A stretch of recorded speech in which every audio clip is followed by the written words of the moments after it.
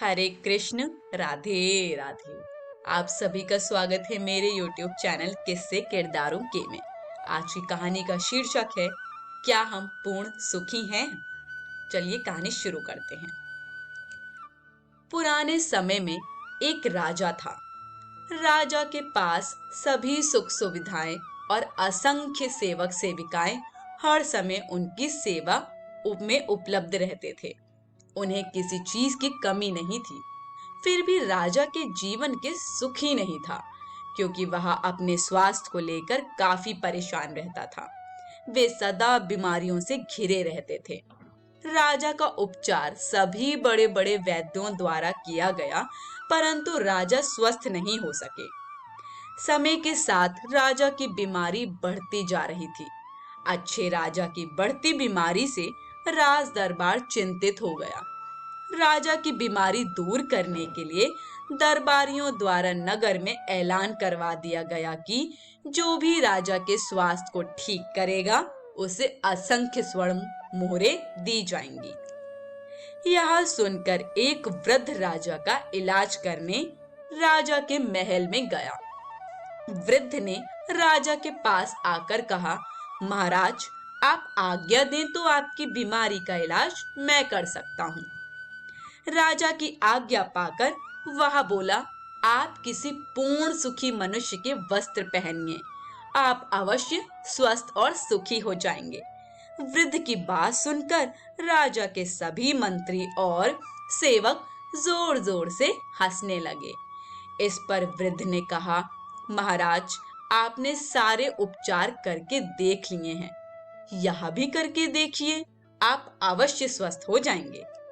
राजा ने उसकी बात से सहमत होकर के सेवकों को सुखी मनुष्य की खोज में राज्य की चारों दिशाओं में भेज दिया, परंतु उन्हें कोई पूर्ण सुखी मनुष्य नहीं मिला।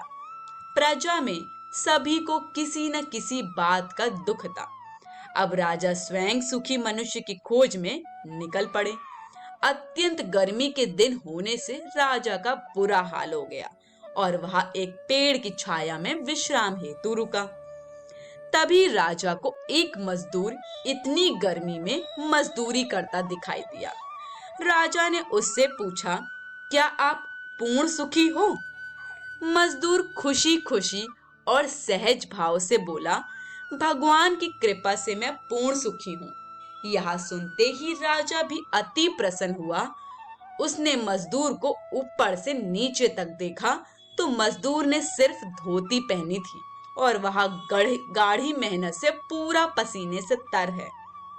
राजा यह देखकर समझ गया कि श्रम करने से ही एक आम मजदूर भी सुखी है और राजा कोई श्रम नहीं करने की वजह से बीमारी से घिरे रहते हैं। राजा ने लौटकर उस वृद्ध का उपकार मान उसे असंख्य स्वर्ण मुद्राएं दी।